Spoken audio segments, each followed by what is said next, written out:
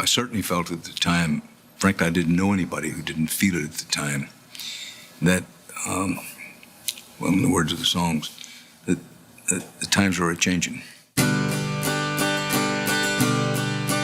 In 1963, change came hard, and it came fast. The Beatles' first album, the March on Washington, desegregation, and an assassination.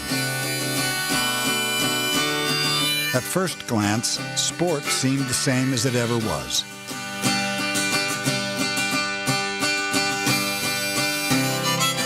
But the order was rapidly fading. America's favorite sport was changing. Folks found out there was another league worth rooting for.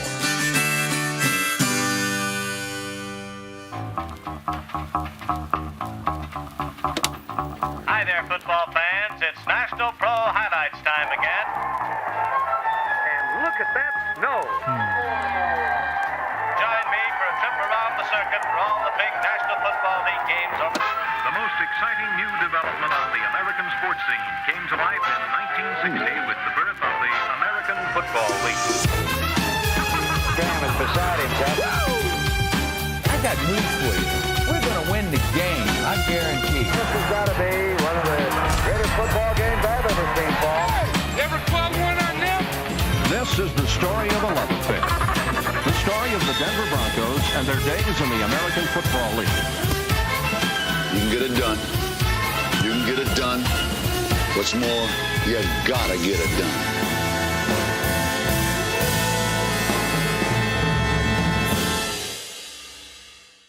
When I came to Miami to break in, I got off the train, and there were two water fountains. And one said colored and one said white, and I came from New York. I never heard of this. So I drank out of the colored fountain. The water was nice, good and cold. And then I got on a bus to go to my uncle's house where I was going to stay to try to break into radio. And sat in the back of the bus, and the bus driver stops the bus and says, "Move to the front." I said, "Why? I like the back." He said, "No, the back is for the coloreds."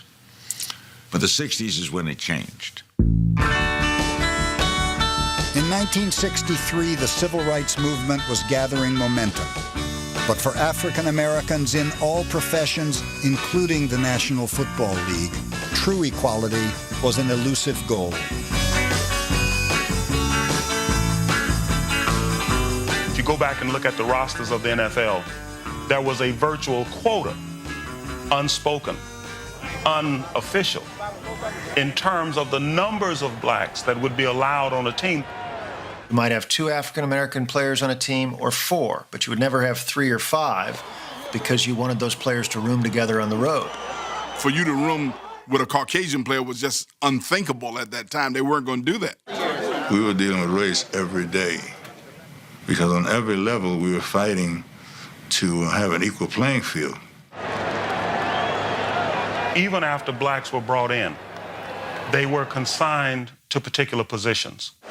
You know, it was unheard of for a black to be a weak safety or a middle linebacker or a quarterback. Hey, you got to think if you're a quarterback or a middle linebacker. Niggers can't think. What are you talking about? And this was like standard kind of talk. I mean, people believed this shit about whites and blacks.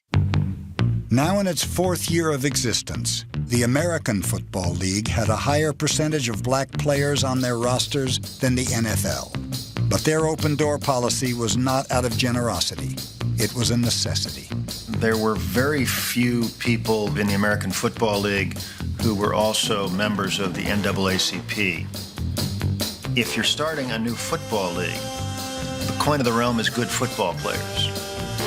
It wasn't an overwhelming sense of justice, it was business. The league couldn't afford to have a racist bone in its body. The AFL was colorblind, yet much of America remained a segregated society. The notion that blacks and whites could be equal was hard one for a lot of people in the country to accept. Every black athlete that I ever played with or against faced discrimination. When I was captain of the Chargers, and Charlie McNeil, an African-American defensive back, our parents go to the game.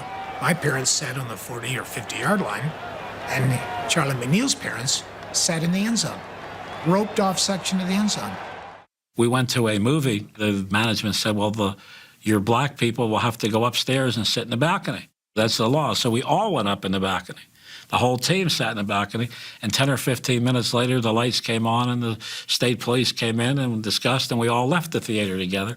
Kansas City, you had hell flying in a house. You had to stay in the black neighborhood. We didn't have the same freedoms that the white players had. Finding a house may have been difficult, but by the mid-'60s, African-American players had found a home in the AFL. One of the things that you noticed in watching the AFL games were the number of players from small colleges and from a lot of small black colleges. Texas Southern and Grambling and Prairie View and North Carolina A&T.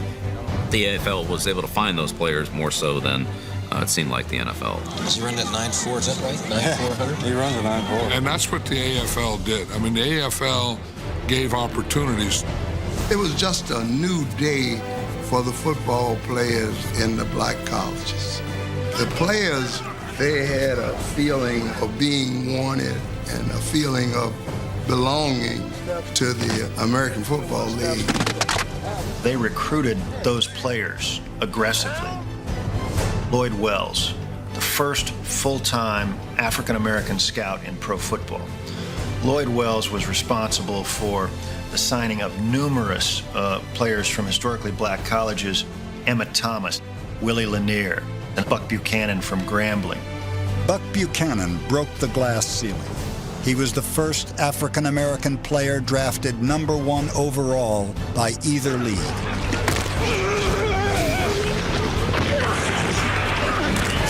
Came up big for everybody that ever played at a small African-American college.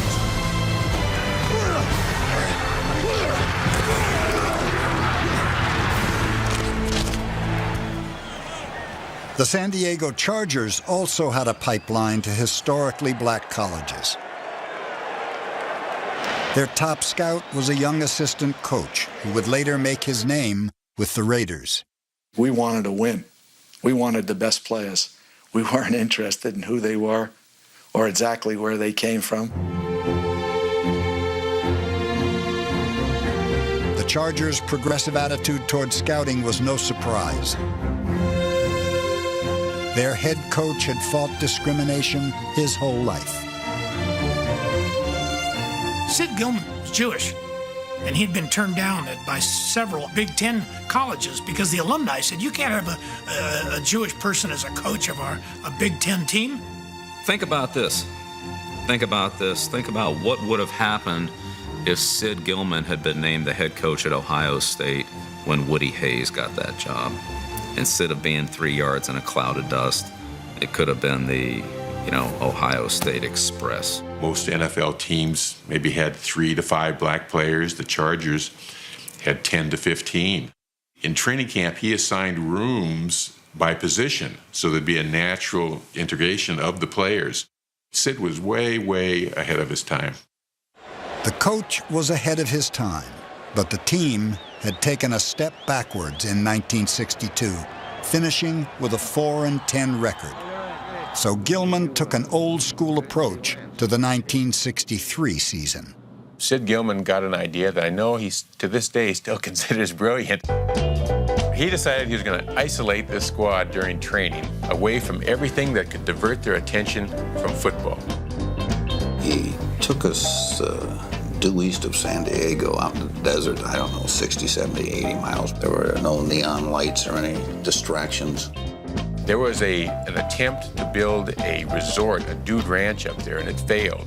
The actual name of it was called Rough Acres. Can you imagine a town called Rough Acres?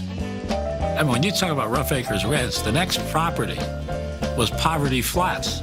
So, this was not the high rent district. I go into my cabin.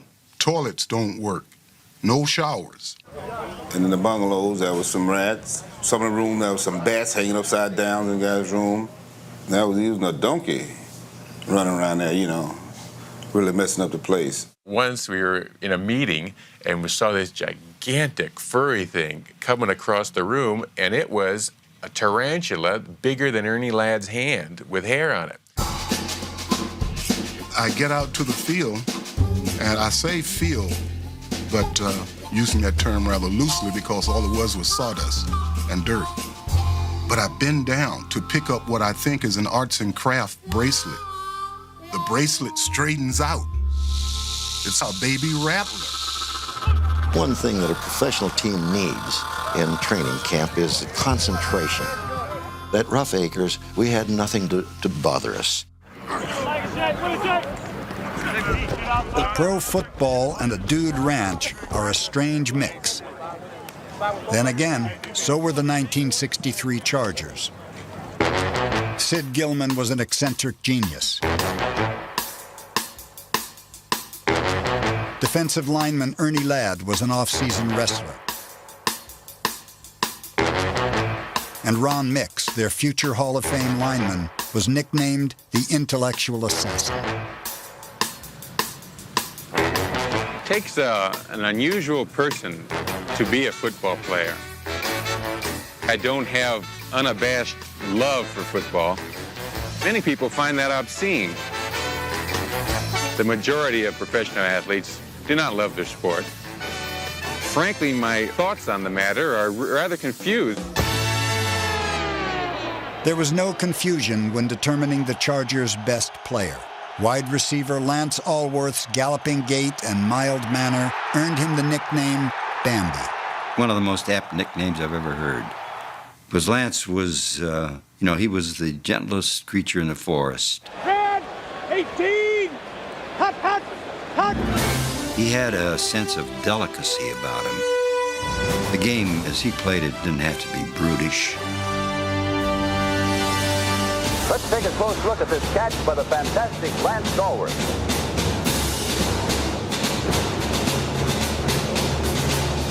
Lance Allworth was the best wide receiver of the 60s, and he played in the AFL. Allworth would become the first AFL player inducted into the Hall of Fame.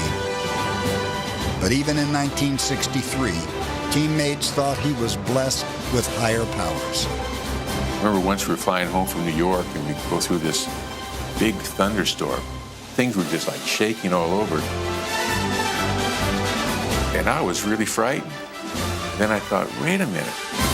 Lance is on this plane. God wouldn't kill Lance. Suddenly I was very calm.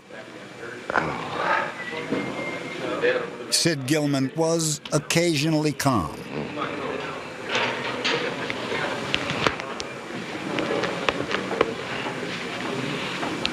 He was also occasionally caustic. You don't have to go tight on it, except if you want to hold that weak safety man in there, see? So you go Y post, U corner. Okay. And don't fuck it up again. San Diego's style was easy to identify. A ball in the air and a bow tie on the sidelines. You know, Sid Gilman was George Hamilton. He was always suntanned. He just had an aura about him that he was in control and his team was the best. The Chargers were the dominant franchise of the early AFL, appearing in 5 of the first 6 championship games.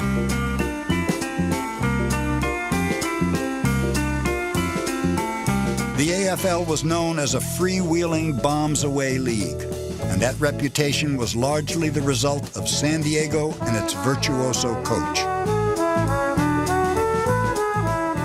You're going to get into Gilman, too? Yeah. Well, I mean, if you're going to, talk about coaches, he's just a football coach. The Einstein, the master of offensive passing game in the National and the American Football League. Let me show you how to run a hook pass. The field is 100 yards long, and it's 53 2/3 yards wide. And we decided we're going to use every inch of it. We get a guy in every one of these areas, there's nobody can cover us. First time he was 50, went cover 7. Second time he was 40, still went cover 7. I haven't seen any strong coverage yet.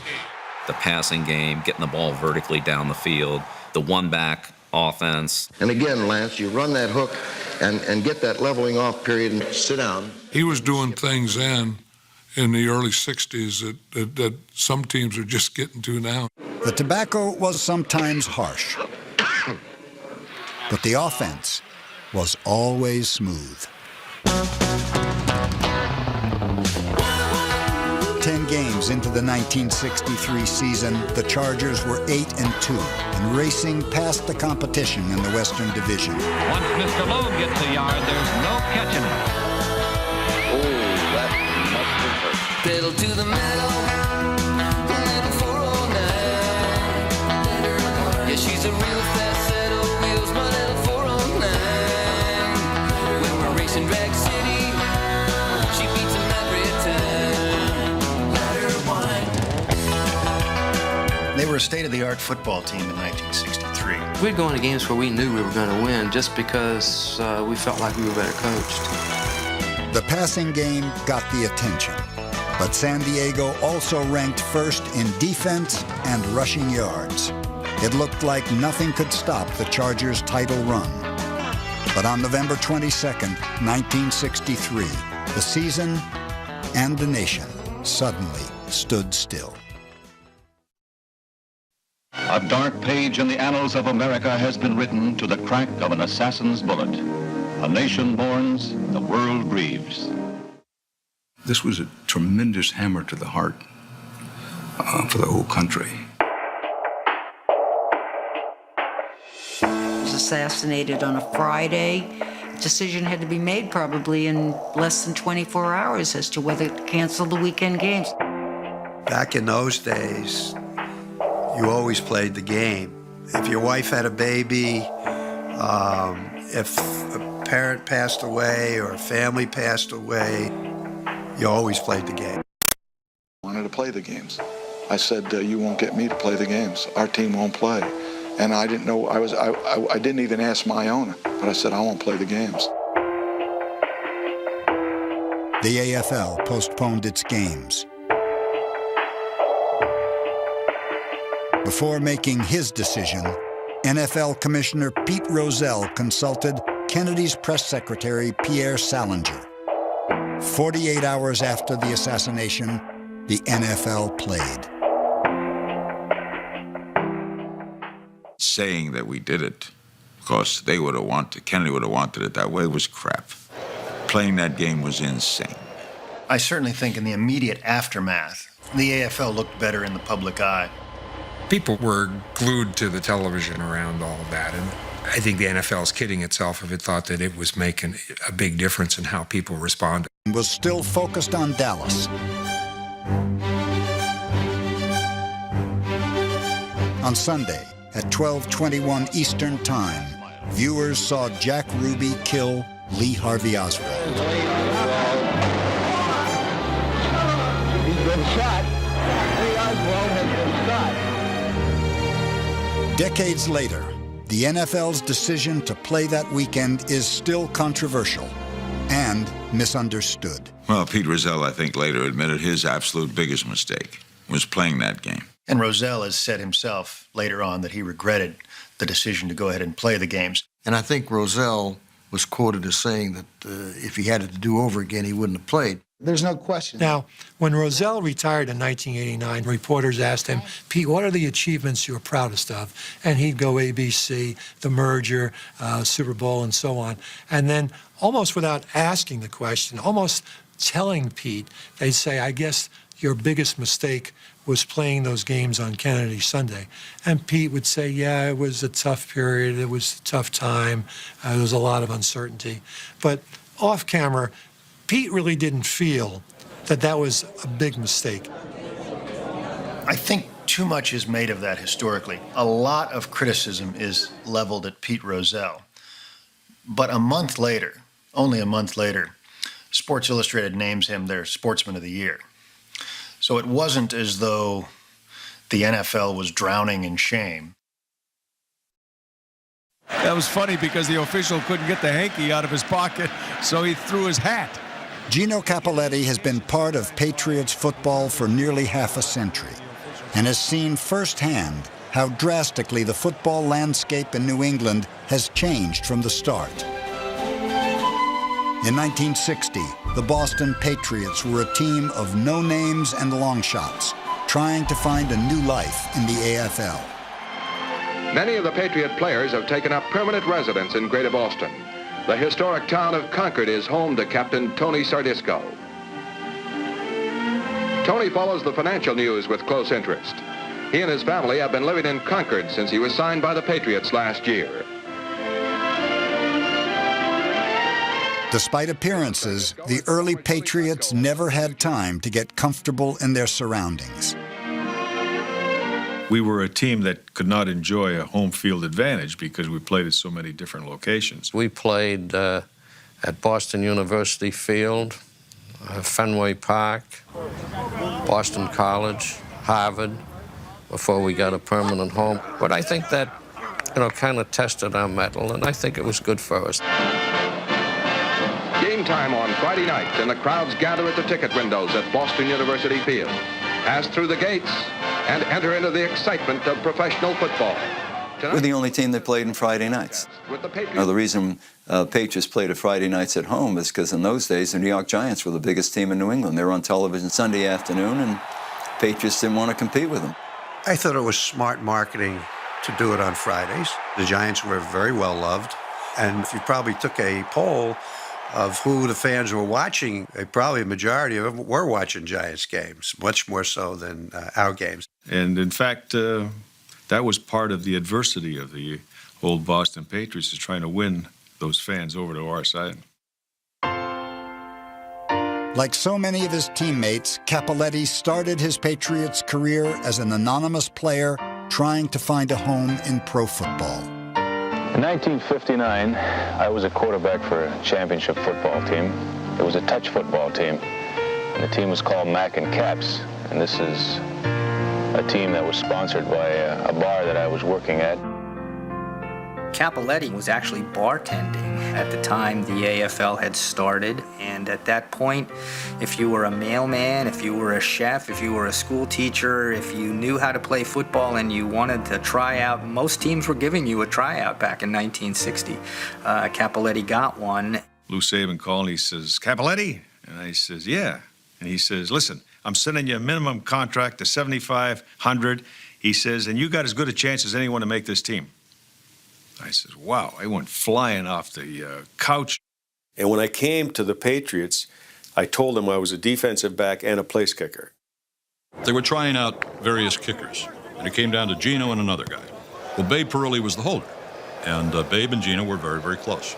So when they were trying the other guy, Parilli would take the snap from the center, put the ball down, and press down on the point of that ball. He kind of put a little pressure on it when it was the other guy's turn. And when Gino's turn came, take the snap, put it down perfect. And Gino's drilling the field goals, the other guy's all over the place, and that took care of him. Over the next decade, Cappelletti became one of the great clutch kickers in AFL history. Only 1 second remains to be played. Gino boots it. A tremendous come-from-behind win by the Patriots. But Cappelletti was more than just a kicking threat. After spending his rookie season as a defensive back, he switched to receiver and became one of the league's top pass catchers. He led the AFL in scoring 5 times. He was the first Patriots true star. He was the first one that people began to recognize in New England and say, this guy plays for the Patriots. This guy's pretty good. And Gino's star quality with the Patriots translated into star quality for the league. Cappelletti, I believe, is a good enough player to be in the Hall of Fame. He's the all-time leading scorer in the American Football League. I think that in itself qualifies him for that. For his accomplishments, for the points he scored, for the touchdowns he scored, the field goals, everything else, I think he absolutely, positively belongs in the Hall of Fame. And Gino helped establish the Patriots, therefore helped establish the American Football League.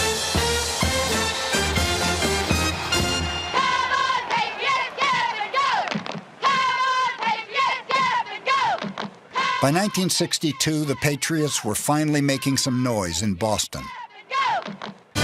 and they were doing so under one of the league's quietest coaches.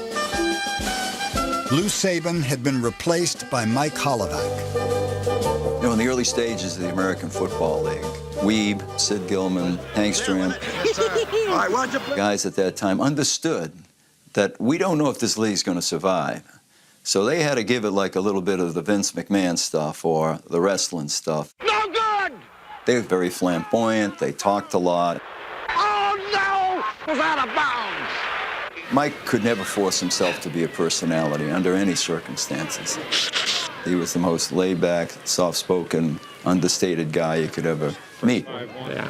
They were in an over, so I went back to that 44th pick in an over, huh? Yeah. No kidding. First time. Okay, that's all right. Mike was only one of these golly fish hooks kind of guys. You know, he's always been a very religious guy. Oh, darn it. Now, he could get mad, but, you know, he wouldn't be outrageous. Will anything ever happen right for us? Gee. I never heard him swear, but it was, golly gee, fellas, you know. Gee whiz. Holovac had a unique strategy on how to best use his star kicker/receiver. Oh, I used to be in the huddle, and I'd be looking at the sideline, and I said, oh, don't tell me he's taking me out at third down. You know, it's the key down in football. I would take him out on third down, and he wondered why.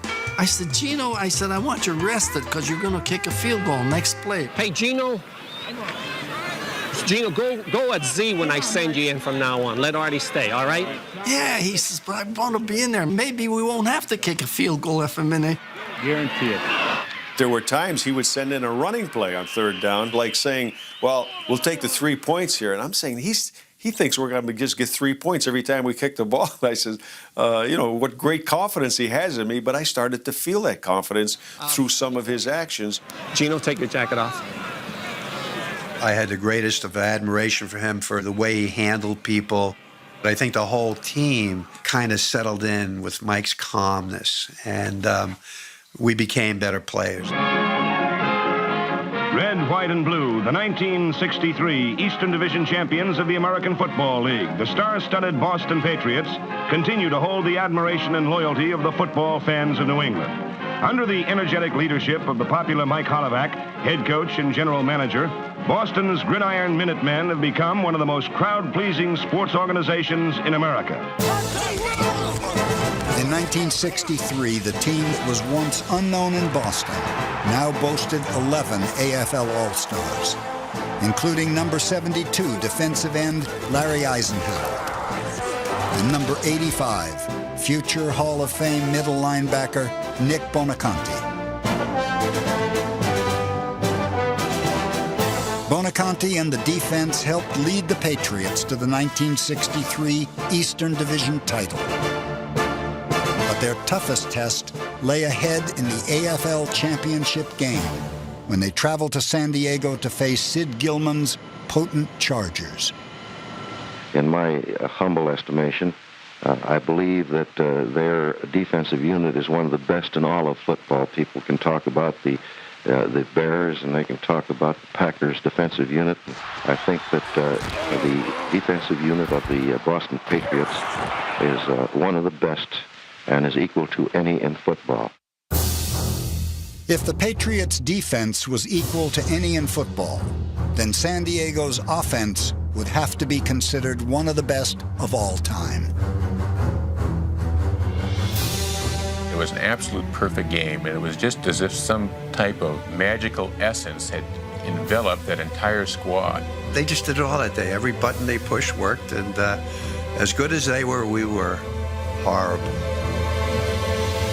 The Patriots as a whole were a blitzing team. Sid Gilman devised a plan to run some decoy moves, some motion sets so that it would neutralize the blitzing defense, and that was their downfall in the '63 championship.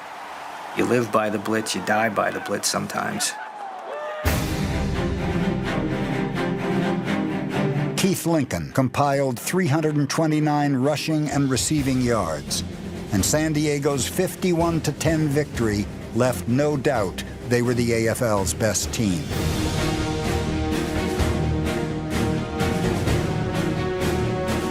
But with the first Super Bowl still 3 years away, one question remains unanswered. Could they have beaten the NFL champs? The best team I played on was a 63 Charger team. I would really have liked to have played the NFL champion that year, the Bears. I would have given anything to have played them that year. The Bears were sort of a 3 yards in a cloud of dust outfit, old-time NFL team. The Chargers against the Bears in '63 really would have been a study in contrast. Most people you talk to, including the great Otto Graham, would tell you that the '63 Chargers probably would have been the winners of the first Super Bowl if it was back in '63. If you look at their ring from 1963, the ring says world champions, and they challenged the Bears to a championship game. The Bears declined. And as we told people, if they want to argue, we'll let them pick the field, the time, and we'll even use air footballs.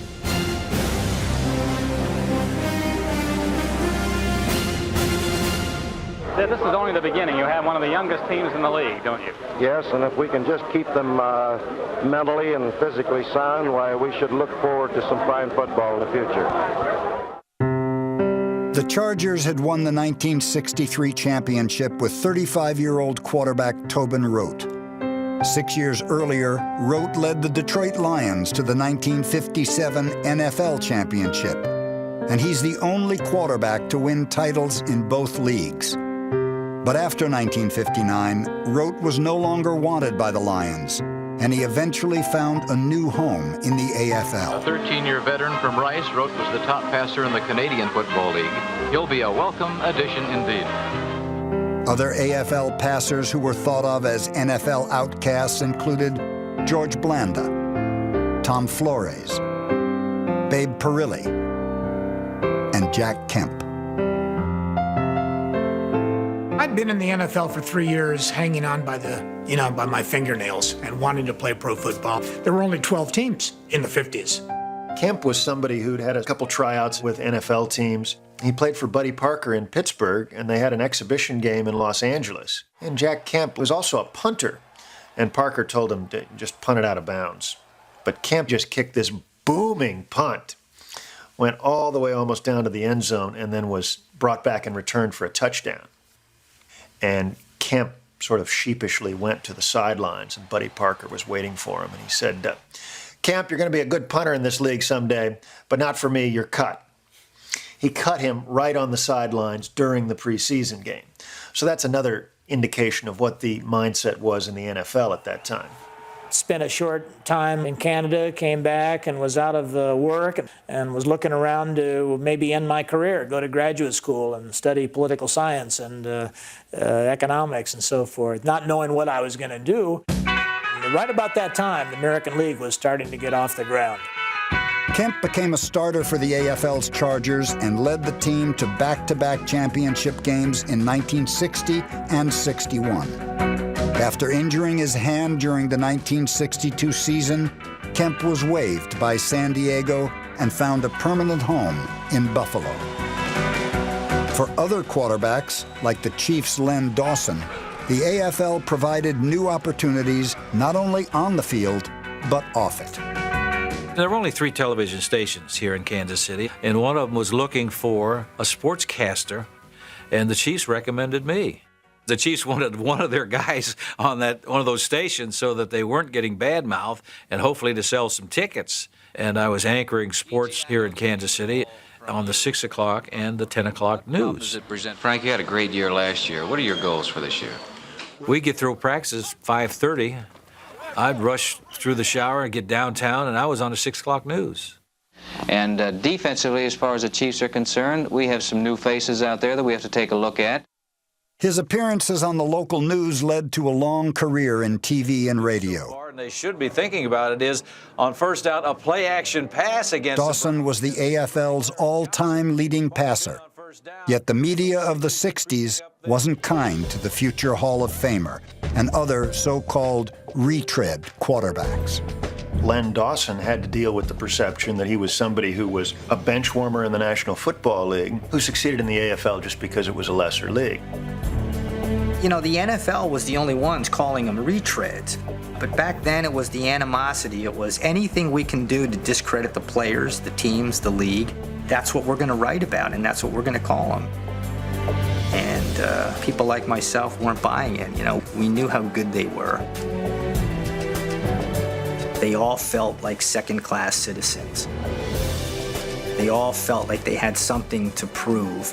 And I think that was a common bond with all of them.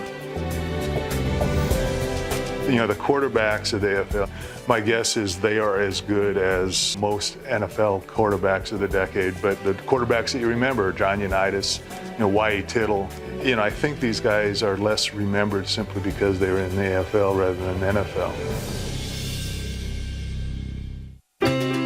In its first few seasons, the AFL had gained a reputation as a league that depended on gadgets, gimmicks, and wide-open offense. But from the start of their existence, the Buffalo Bills didn't fit the mold of a typical AFL team. The Bills' first head coach was Buster Ramsey, who came over from the Detroit Lions, where he had been the defensive coordinator. And, you know, his defensive teams at Detroit got into the NFL championship game several times in the 50s.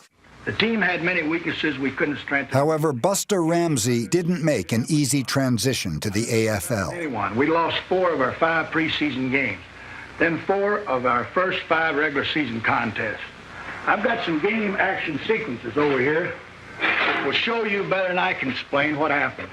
I think you'll understand why I wasn't happy. Kill the lights, Breezy. The lights went out on Ramsey after 2 straight losing seasons.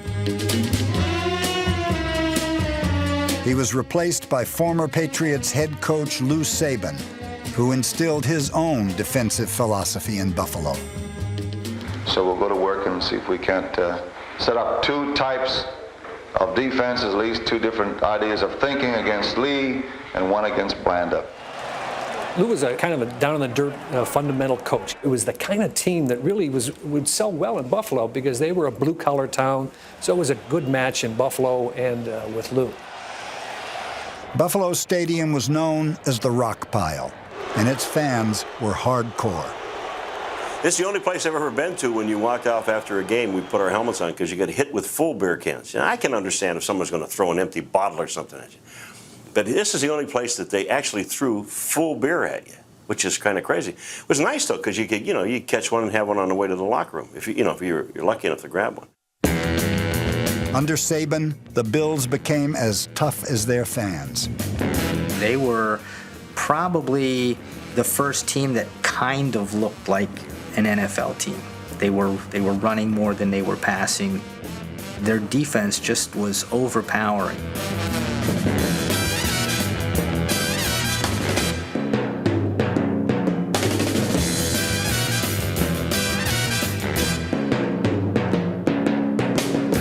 The defense included an unknown named Marty Schottenheimer, who was simply grateful for a job in Buffalo. Just a young guy, happy to be playing professional football, and I got a 2-year no-cut contract. I think it was $24,000 for each of those years. I got a nice signing bonus, $10,000 or something like that, and a new Buick Riviera. Right now it's time to take a step forward. Schottenheimer would enjoy a nearly 40-year ride in pro football, including more than 20 as a head coach. Everything is possible. Together. Hey, let's go. This is football, man. This is why we're out here. In his playing days, however, life wasn't so easy on the sidelines.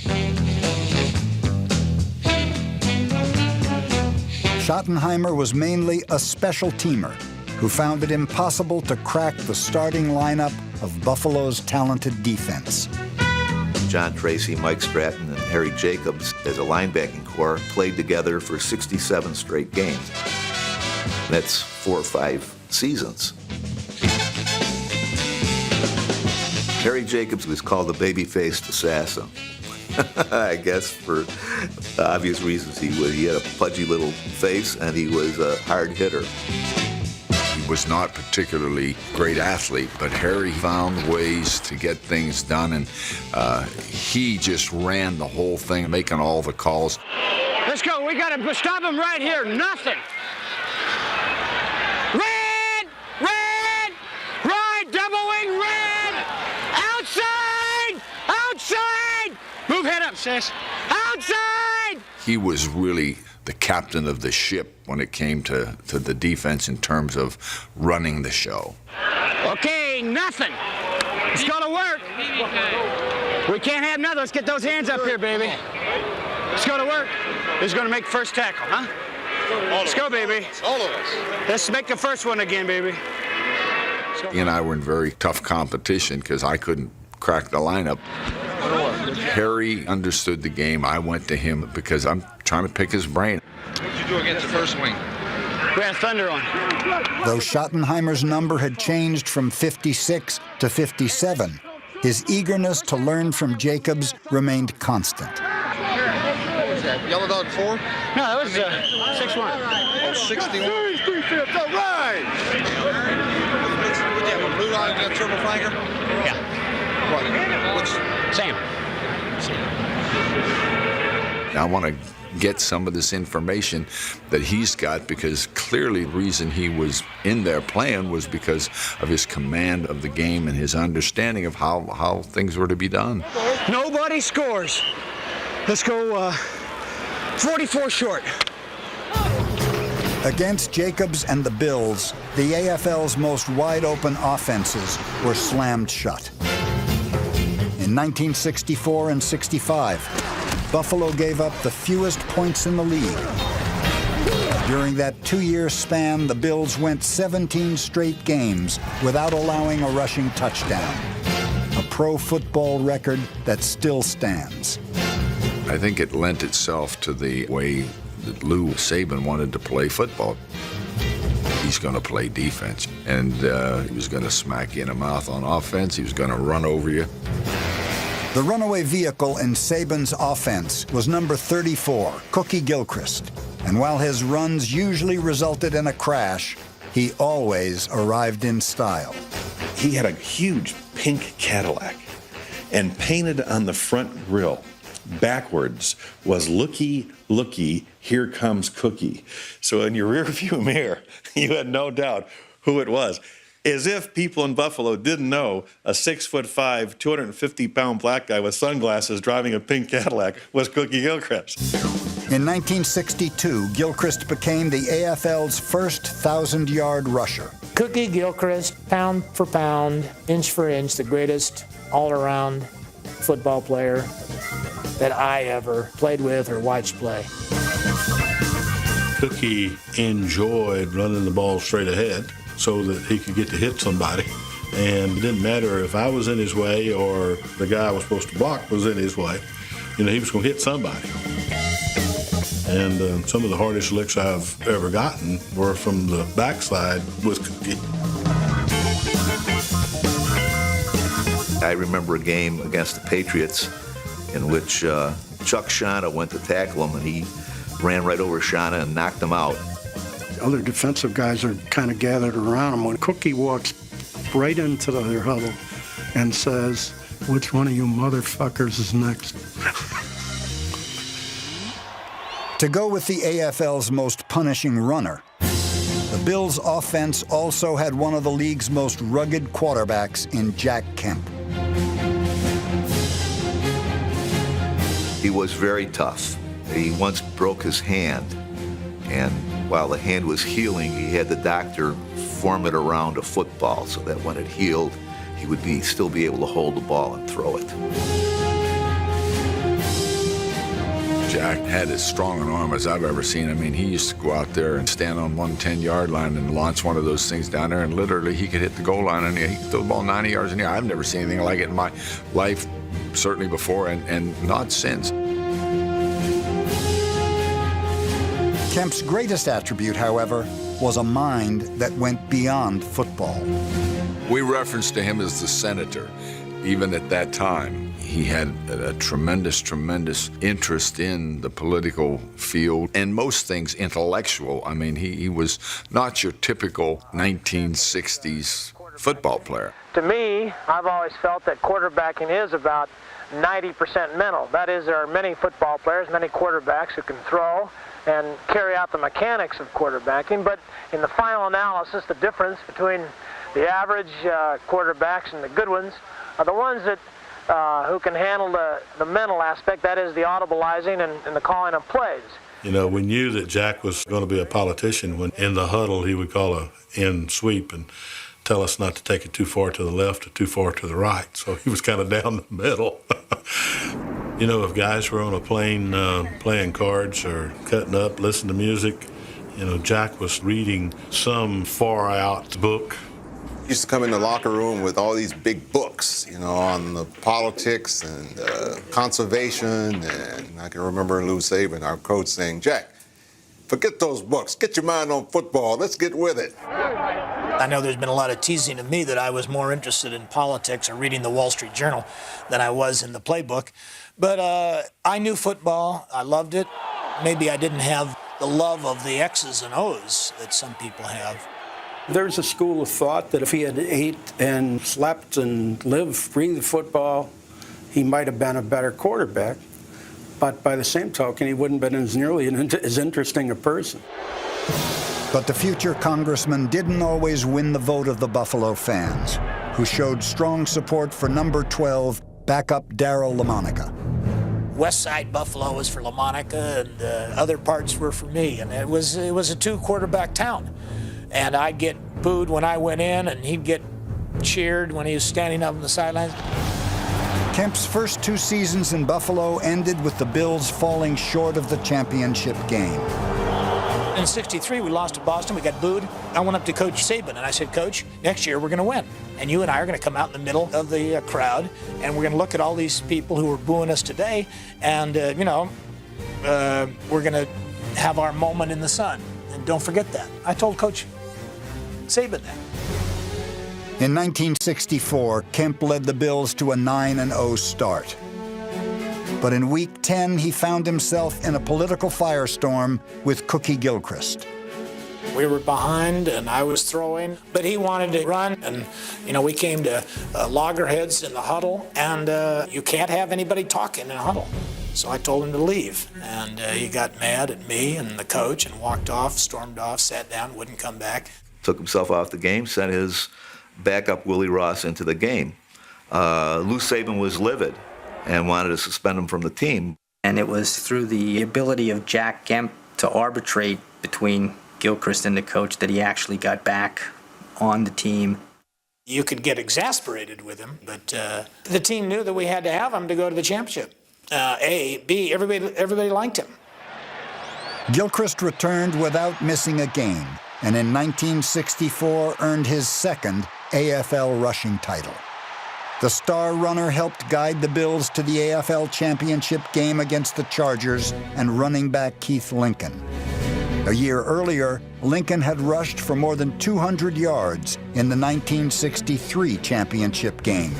And now he helped the Chargers to an early 7-0 lead in Buffalo. But fittingly, the Bills' defense changed the course of the game.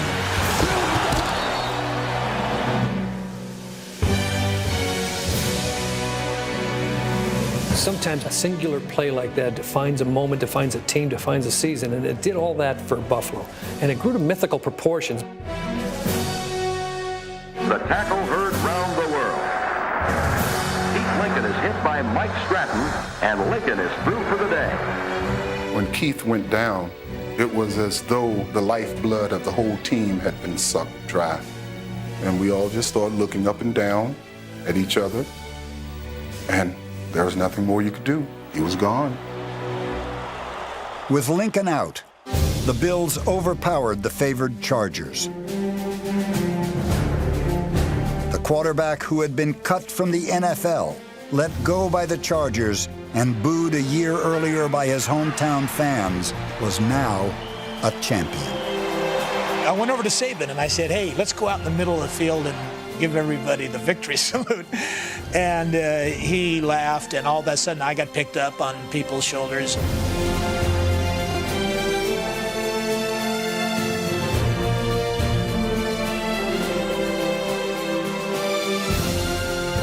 It was a powerful moment in our lives. But I think for me, what was the greatest thrill would be to go back in '65 and do it again in San Diego. In 1965, Jack Kemp was the AFL's most valuable player. But the Bills' strength was still their defense, and they again dominated Sid Gilman's Chargers in the title game. The league, once dictated by high-scoring offense, was now ruled by a new kind of champion. The Bills of the 1960s really elevated the AFL stature in the sense that they weren't just this crazy, pass-happy team. They were a very balanced, very disciplined team. So Buffalo had a very, very pivotal role, not only in the success of the AFL, but in the image of the AFL.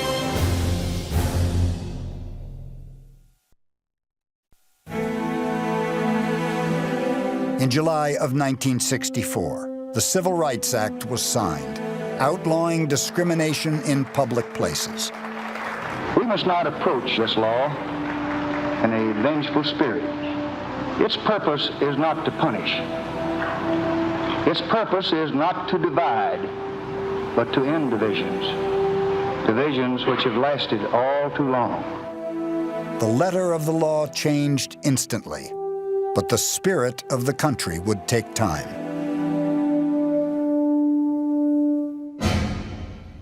In the South and Southwest, desegregation was far from what the law required it to be.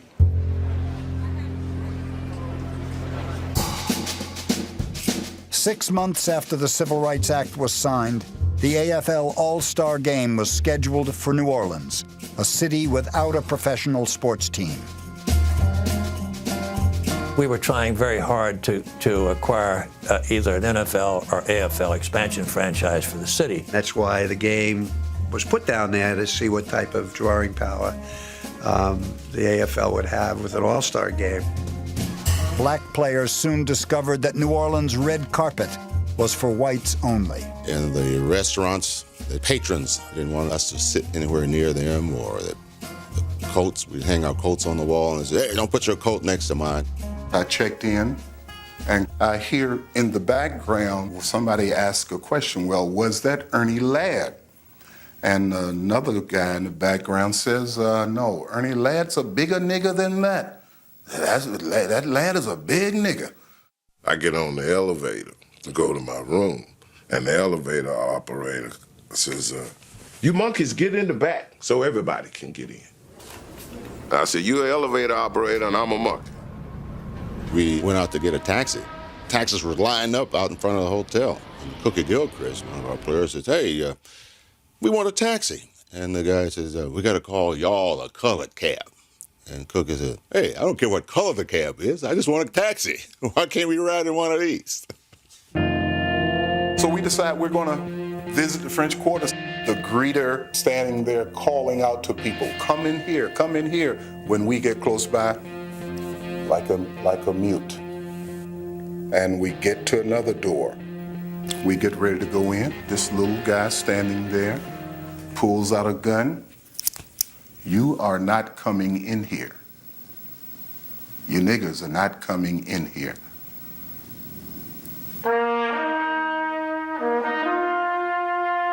As a black man, I cannot go through this indignity and play a game here. We were the last athletes or the last guys you want to try to intimidate. We decided to have a meeting. We decided we're not going to play. You always remember the funny things that happen in situations like this. It says, okay, we're not going to play, right? We're not going to play. So Abner Haynes said, now don't let me go home and turn on TV and see you guys playing. And I think then the question was the AFL going to scold them, go ahead and play the game without them, or were they going to support their players? And to the AFL's credit, they stepped up and supported their players and moved the game to Houston. The 4th Annual American Football League All-Star Game, switched from New Orleans due to a racial incident, attracts a slim crowd of only 15,000 to Jepson Stadium in Houston, Texas. Keith Lincoln takes a pitch out around the right side. The West blockers do a great job clearing the way. San Diego fullback steps off 80 yards to register another touchdown for the West. The actual game was no Super Bowl, and the walkout was no Selma. But the AFL player boycott had a lasting impact. I don't think that's ever been done before. I don't think there's a case of a boycott of a professional sport by the players. And certainly athletes at that time were a privileged few enjoying benefits that very few other blacks enjoyed. And for this group of athletes to jeopardize that position, it took a lot of courage. To have done anything else would have been a slap in the face of some of those civil rights marchers who were giving up a lot more than what we had given up.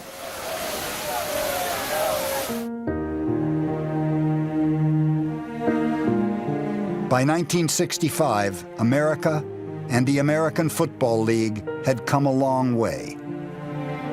But there was still a long way to go. My general manager, Mr. Stedman, was telling me, well, Abner, we don't condone what you did in New Orleans, and we think you led them. They wrote me a letter, 2-page letter, explaining to me how a football player's role is not to help his people. All I'm supposed to do is to play football and keep my mouth shut. Within 2 days, 2 or 3 days, I was traded to Denver. You'd be surprised how many were out of the game within a year or two. I know Cookie Gilchrist's career went down the drain after that. But I'm more concerned with being a good dad. And my son's not hearing 20 and 30 years later how I chickened out and didn't have no backbone. There was time for some men to stand up and be counted. I think that's what we did. On the next Full Color Football. When Tex Schramm talked about the war in the 60s, he wasn't referring to Vietnam. He was talking about the NFL and the AFL. Al's strategy was take them on, then become better than them. The last guy they told about the merger was Davis, and when he found out, he was really pissed off.